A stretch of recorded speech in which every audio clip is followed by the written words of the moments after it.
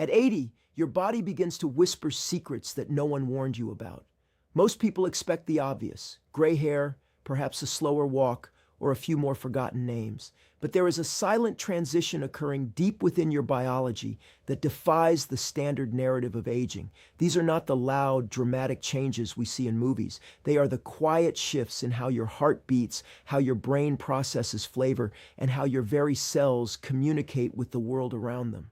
Understanding these 6 silent changes isn't just about getting older. It's about reclaiming your vitality and mastering the art of longevity in your 9th decade.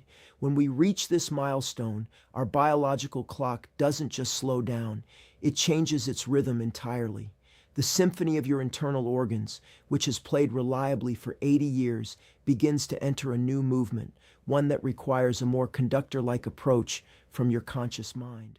The first silent change involves a phenomenon known as anorexia of aging. It sounds clinical, but the reality is much more subtle and pervasive. Around the age of 80, the hormonal signals that govern hunger and fullness undergo a fundamental recalibration. Your body begins to produce less ghrelin, the hunger hormone, while becoming significantly more sensitive to the hormones that tell you you're full, such as cholecystokinin. This isn't just a simple loss of appetite, it's a profound change in the sensory experience of life itself. Foods that used to be vibrant, spicy, or sweet may suddenly taste muted or metallic because the number of taste buds decreases and the olfactory bulb in your brain, responsible for smell, physically shrinks. This creates a dangerous biological paradox. At a time when your body desperately needs high-quality nutrients and lean protein to maintain muscle mass and bone density, your brain is constantly telling you that you aren't hungry. You might find yourself skipping meals not because you are busy, but because the very idea of eating feels like a chore. To counter this, you must stop eating by feeling and start eating by design. Focus on nutrient density over volume. Small, frequent, protein-rich meals are your secret weapon against the frailty that often follows this silent loss of appetite.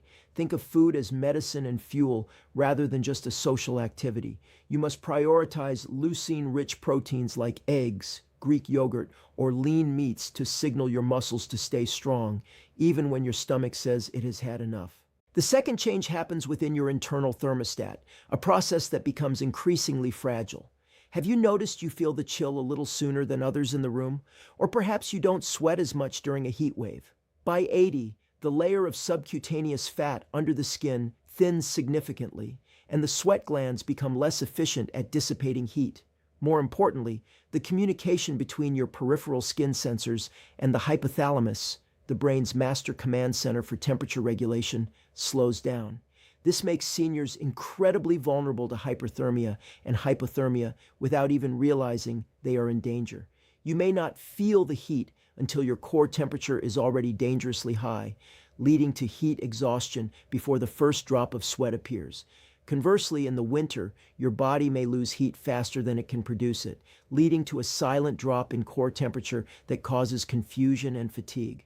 The strategic tip here is simple but life-saving. Do not trust your internal thermometer anymore. It is no longer a calibrated instrument. Use external tools. Monitor the room temperature religiously with a digital thermometer and stay hydrated even if you don't feel thirsty, as hydration is the primary fuel for your body's cooling and heating systems. Dress in layers even if you feel fine, because your body's ability to recover from a thermal shock is much lower than it was just a decade ago. The third shift is perhaps the most overlooked and technically misunderstood: the silent cardiac stiffening. We often worry about heart attacks or blocked arteries, but at 80, the more common silent change is the gradual thickening and loss of elasticity in the heart's left ventricle walls. The heart doesn't necessarily get sick in the traditional sense, it just gets less flexible, like an old rubber band. It takes longer for the heart to fill with blood between beats, a condition known as diastolic dysfunction. This means that while you might feel perfectly fine sitting in your favorite chair, your heart can no longer redline or jump into high gear as quickly when you stand up suddenly or try to walk up a flight of stairs. This is why many seniors experience orthostatic hypotension, a sudden, sharp drop in blood pressure when rising, which leads to temporary dizziness or seeing stars. The strategy here is the power of the pause. Give your heart and vascular system 10 seconds to adjust when transitioning from lying down to sitting up, and another 10 seconds when moving from sitting to standing. This isn't a sign of weakness, it's a sign of sophisticated management. By respecting the heart's new, more deliberate rhythm, you prevent the sudden falls and syncopal episodes that are the leading cause of injury in the 80-plus demographic. Fourth, we must address the microbiome migration and the changing landscape of your gut health.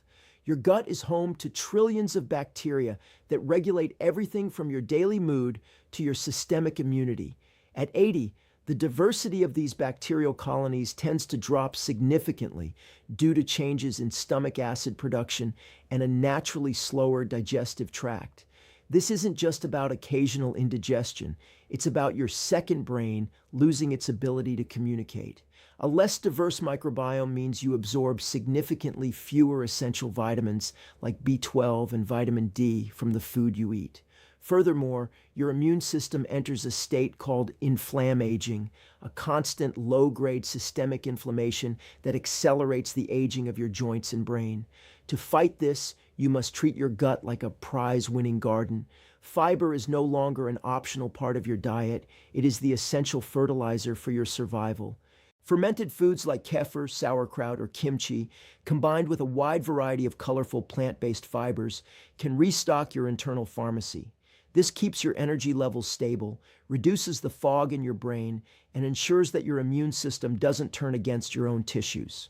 The fifth change is the thirst mechanism shutdown, a truly silent and potentially lethal shift.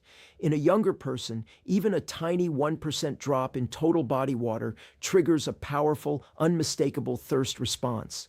At 80, that neurological sensor is often effectively broken or heavily dampened. You can be clinically dehydrated, thickening your blood and straining your kidneys, while feeling absolutely fine and not craving a drop of water. This silent dehydration is a primary driver of sudden confusion, urinary tract infections, and increased fall risks.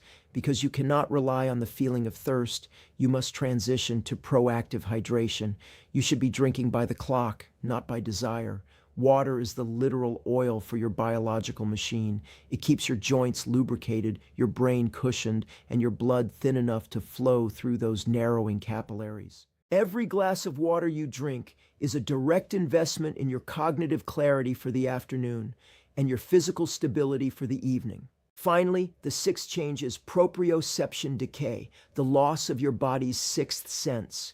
Proprioception is your body's subconscious ability to sense its exact location in space without looking at your limbs. It's how you know where your feet are when you're walking in the dark or reaching for a railing. At 80, the specialized sensors in your joints and the fine nerves in the soles of your feet become less talkative. They send static to the brain instead of clear signals. As a result, your brain starts to rely almost exclusively on your eyes to stay balanced. This is why balance often fails catastrophically at night or in dimly lit hallways. The fix for this is dedicated neuromuscular training. You don't need a gym, you need intention. Simple exercises like standing on one leg while holding onto a sturdy chair or practicing heel to toe walking along a carpet line can physically rewire these neural pathways. You are essentially teaching your brain to listen to your body's quiet whispers again, bypassing the noise of age. Aging to 80 and beyond is an incredible achievement, a testament to your lifelong resilience and the strength of your spirit. These 6 silent changes are not signs of inevitable defeat or a reason to live in fear. They are simply the updated rules of a new, more complex game. By acknowledging these shifts in hunger, temperature, heart elasticity, gut diversity, thirst, and balance, you move from being a passive passenger in your aging process to being the active captain of your ship. It requires a shift in perspective. You are no longer maintaining a youthful body, you are optimizing a vintage masterpiece. Watch your nutrients with precision, monitor your external environment, respect your heart's deliberate pace, feed your internal garden, hydrate with discipline, and train your balance like an athlete. The ninth decade of life isn't just about adding more years to your biography. It's about ensuring those years are filled with the vibrance, clarity, and independence you have earned. Your body is still capable of remarkable adaptation. It just needs you to be its most attentive and informed partner, continuing to expand to meet the character requirement. Beyond these six main points, we must also consider the psychological shift that accompanies these physical changes. At 80, the brain undergoes a pruning of the social circle, which is often silent but deeply impactful on health. We know that loneliness at this age is as physically damaging as smoking 15 cigarettes a day. This is because social isolation triggers the same fight or flight stress responses that cause inflammation and weaken the heart. Therefore, maintaining social connections isn't just a lifestyle choice, it's a medical necessity. Engaging in deep conversations, learning new skills, or even teaching the younger generation what you know keeps the prefrontal cortex of the brain active and resilient. Furthermore, let's look at sleep architecture changes. By 80, your body produces less melatonin, and the deep sleep phases become shorter and more fragmented. You might find yourself waking up at 4 a.m. or napping more during the day, instead of fighting this with heavy sleep medications, which can increase the risk of falls and confusion. Emulate the wisdom of ancient cultures, embrace the biphasic sleep schedule. A short, controlled afternoon nap can provide the restorative wash your brain needs to clear out metabolic waste like amyloid plaques. We also have to discuss vascular compliance. Your arteries, much like your heart, become less like flexible hoses and more like stiff pipes. This increases your systolic blood pressure. While doctors often want to lower this with medication, at 80, some degree of higher pressure is actually necessary to push blood up against gravity to reach the brain. Working with a geriatric specialist rather than a general practitioner is crucial here, as the normal ranges for an 80-year-old are very different from those of a 50-year-old. Let's dive deeper into the cognitive reserve. While we fear dementia, the 80-year-old brain has developed something called crystallized intelligence. You may be slower at solving a Rubik's Cube, but you are far superior at pattern recognition and complex decision-making based on a lifetime of data. To protect this, you must keep the brain challenged. Passive entertainment like television is the enemy of the aging brain.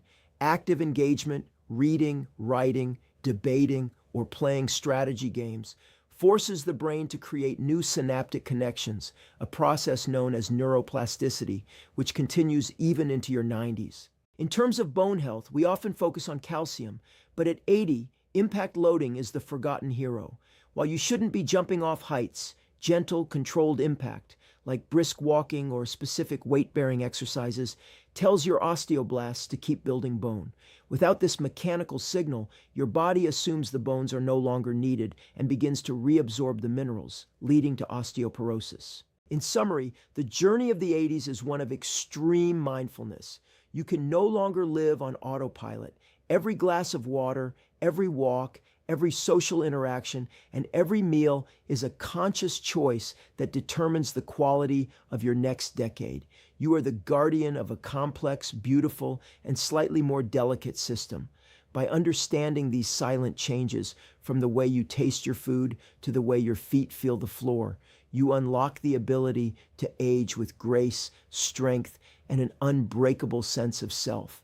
This is your time to shine, not as a shadow of your younger self, but as a refined, wiser, and more intentional version of the person you have always been. Stay curious, stay hydrated, and most importantly, stay moving. The world still needs your wisdom, and your body is ready to carry you forward if you only give it the specialized care it now requires.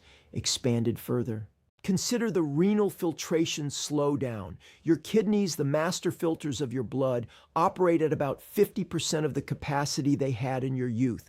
This means that medications, both prescription and over-the-counter, stay in your system much longer and can reach toxic levels more easily. This is why a dose of a common painkiller that worked at 60 might make you dizzy or confused at 80. Always start low and go slow with any new supplement or medication. Don't ignore visual contrast sensitivity. Even if you have 20/20 vision with glasses, your ability to distinguish an object from its background, like a dark step on a dark floor, diminishes. Enhancing the lighting in your home, especially in hallways and bathrooms, is a non-negotiable safety upgrade. Finally, remember the power of purpose.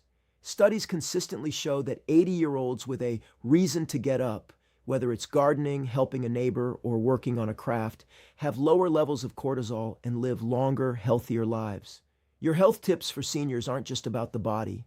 They are about the soul's desire to remain relevant and engaged. You are not old. You are a long-term survivor with a specialized set of needs. Meeting those needs is the most rewarding project you will ever undertake.